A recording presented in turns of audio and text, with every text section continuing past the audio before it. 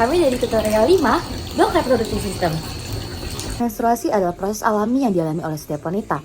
Namun, tahukah kamu bahwa kebersihan selama periode ini mempengaruhi kesehatan reproduksi? Sekitar 75% wanita di Indonesia mengalami keputihan, baik yang bersifat fisiologis maupun patologis. Dalam video ini, kami akan memaparkan festival gagasan dalam skema Scientific Proposal Paper yang berjudul Hubungan antara praktik higienitas saat menstruasi dan kejadian leukorea pasca menstruasi, studi dengan kuesioner Menstrual Practice Questionnaire. Selamat menyaksikan. Keputihan atau leukorea merupakan sekresi cairan dari saluran genital wanita. Tanpa disadari, keputihan yang terjadi setelah menstruasi bisa berkaitan dengan praktik kebersihan yang diterapkan saat menstruasi. Kebersihan yang kurang optimal saat menstruasi dapat mempengaruhi kondisi vagina setelahnya, baik itu pola maupun frekuensi leukorea. Kurangnya higienitas saat menstruasi, terutama di lingkungan dengan keterbatasan sanitasi dan edukasi, dapat meningkatkan risiko terjadinya infeksi bakteri atau jamur yang dapat menyebabkan kejadian leukorea patologis, yakni keputihan dengan adanya bau, warna yang abnormal, serta adanya gatal atau iritasi. Kebiasaan selama menstruasi itu berperan penting terhadap kejadian leukorea pasca menstruasi.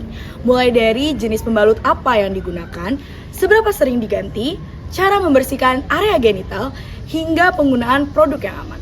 Untuk memahami hubungan ini secara lebih objektif, kami tutorial 5 Blok Reproductive System melakukan penelitian dengan menggunakan Menstrual Practice Questionnaire atau MPQ, sebuah alat yang mengukur berbagai aspek kebersihan saat menstruasi, termasuk metode pembersihan dan tingkat kesadaran akan higienitas saat menstruasi. Melalui penelitian berjudul Hubungan antara praktik higienitas saat menstruasi dan kejadian leukorea pasca menstruasi, studi dengan kuesioner Menstrual Practice Questionnaire, kami bertujuan untuk mengetahui apakah terdapat hubungan antara praktik higienitas menstruasi dan kejadian leukorea pasca menstruasi pada mahasiswi Fakultas Kedokteran Universitas Padjadjaran. Dalam penelitian ini, kita bisa memahami bahwa kesehatan menstruasi berkaitan dengan kejadian leukorea pasca menstruasi, sehingga dapat menjadi dasar bagi edukasi dan intervensi kesehatan yang lebih baik. Penelitian ini dilakukan di lingkup Fakultas Kedokteran Universitas Padjadjaran dengan penyebaran kuesioner yang berlangsung pada tanggal 19 hingga 26 Maret 2025. Kami menggunakan desain observational cross-sectional untuk mengeksplorasi hubungan antara praktik kebersihan saat menstruasi sebagai variabel bebas dan kejadian leukorea pasca menstruasi sebagai variabel terikat. Terdapat 4 tahapan utama dalam penelitian ini. 1. Penetapan kriteria sampel. Sampel penelitian dipilih menggunakan metode purposive sampling dengan kriteria mahasiswa FK4 angkatan 2022, 2023, dan 2024 yang memiliki informasi lengkap mengenai penelitian yang dilakukan. 2. Jumlah minimal sampel dihitung menggunakan rumus uji korelasi Pearson atau Spearman. Kemudian dilakukan koreksi untuk populasi terbatas. Dari total populasi 861 mahasiswi, diperoleh minimal 161 responden. Berikutnya, pengumpulan data dan edukasi. Untuk mengetahui praktik kebersihan saat menstruasi, kami menggunakan Menstrual Practice Questionnaire atau MPQ yang mengukur berbagai aspek kebersihan pada periode tersebut. Selain itu, untuk memahami kejadian leukorea pasca menstruasi, kami menambahkan pertanyaan terkait karakteristik leukorea yang dialami untuk menggolongkan jenis leukorea fisiologis atau patologis. Pengisian kuesioner dilakukan secara daring melalui Google Form yang telah dilengkapi dengan lembar informed consent sebagai bentuk persetujuan partisipasi. Kami juga menyertakan poster edukasi di dalamnya, sehingga responden bisa mendapatkan informasi tambahan terkait penelitian yang dilakukan. Tak hanya secara daring, kami juga mencari responden secara langsung di FK4 pada 20 dan 21 Maret 2025. Pada kesempatan ini, kami tidak hanya mengajak mereka mengisi kuesioner, tetapi juga memberikan edukasi lisan mengenai pentingnya kebersihan menstruasi dan genital dalam mencegah keputihan yang bermasalah. Setelah data terkumpul, kami melakukan analisis menggunakan uji korelasi Spearman di software SPSS untuk melihat apakah terdapat hubungan signifikan secara statistik antara praktik kebersihan saat menstruasi dan kejadian leukorea pasca menstruasi. Untuk karakteristik umum responden, dari total 171 responden yang berpartisipasi, mayoritas berasal dari program studi kedokteran umum dengan median usia 19 tahun. Kemudian, responden berasal dari berbagai angkatan dengan proporsi terbesar dari angkatan 2023. Secara umum, mayoritas partisipan telah menerapkan praktik kebersihan yang baik selama menstruasi. Namun, masih terdapat beberapa aspek yang dapat ditingkatkan. Pertama, frekuensi penggantian bahan menstruasi. Hampir setengah dari responden mengganti bahan menstruasi 3 kali sehari, 24% menggantinya 4 kali sehari, dan 11,7% mengganti lebih dari 4 kali sehari. Meskipun angka ini cukup tinggi, idealnya bahan menstruasi diganti setiap 3 hingga 4 jam sekali. Kurangnya frekuensi penggantian dapat meningkatkan risiko infeksi dan keputihan yang tidak normal. Kedua, penggunaan sabun untuk mencuci area genital. Sebanyak 35,1% responden terkadang menggunakan sabun, sementara 21,6% selalu menggunakan sabun. Jika dijumlahkan, lebih dari setengah partisipan menggunakan sabun untuk mencuci area genital. Namun, dalam penelitian ini tidak dikonfirmasi apakah sabun yang digunakan memiliki pH yang sesuai, sehingga aspek ini dapat menjadi salah satu keterbatasan studi. Untuk kejadian leukorea pasca menstruasi, sebanyak 46,8% responden mengalami leukorea fisiologis, sedangkan 12,9% mengalami leukorea yang dicurigai patologis, yang ditandai dengan keluhan seperti gatal, nyeri saat buang air kecil, atau sensasi terbakar.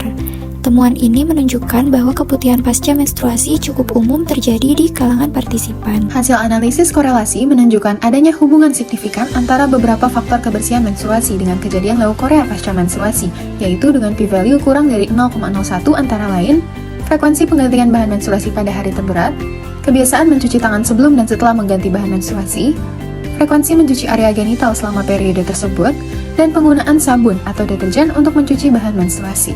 Sedangkan beberapa faktor seperti penggunaan bahan menstruasi yang benar-benar kering dan paparan sinar matahari saat mengeringkan bahan tersebut tidak menunjukkan hubungan signifikan dengan kejadian leukorea. Distribusi suspek leukorea patologis. Lebih lanjut, penelitian ini menemukan beberapa pola menarik terkait distribusi leukorea patologis. Yang pertama, yaitu berdasarkan jenis material penyerap menstruasi. Secara proporsi, kejadian suspek leukorea patologis lebih tinggi pada penggunaan material kapas dan kain ataupun handuk dibandingkan dengan material lainnya. Yang kedua, berdasarkan frekuensi mencuci area genital.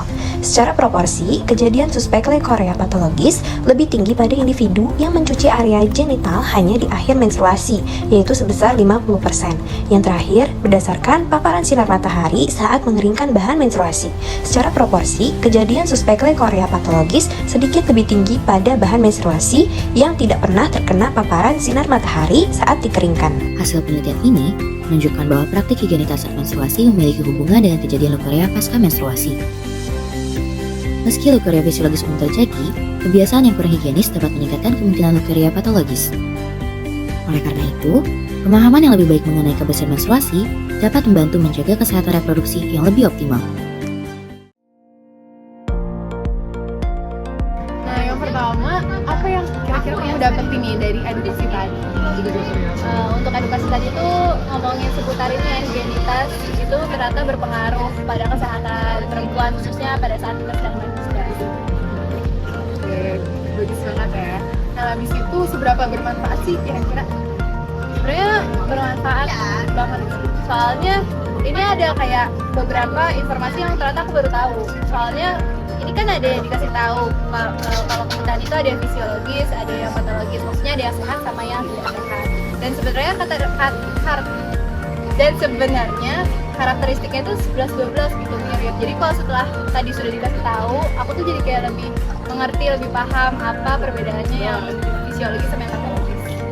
Nah, pada tadi setelah mengikuti sesi edukasi dan juga pengisian kecerdasan seperti apakah ada insight baru yang didapatkan terkait menstruasi dan juga pendidikan? Banyak sih tadi, kayak misalnya ternyata selama ini kalau nyuci area vagina itu nggak perlu pakai sabun ya, padahal di luar sana juga banyak sabun yang khusus, tapi ternyata itu tuh nggak terlalu disarankan. Terus juga ternyata keputihan itu ada yang normal-normal aja, jadi mungkin kita bisa lihat aja karakteristiknya dan nggak perlu terlalu khawatir.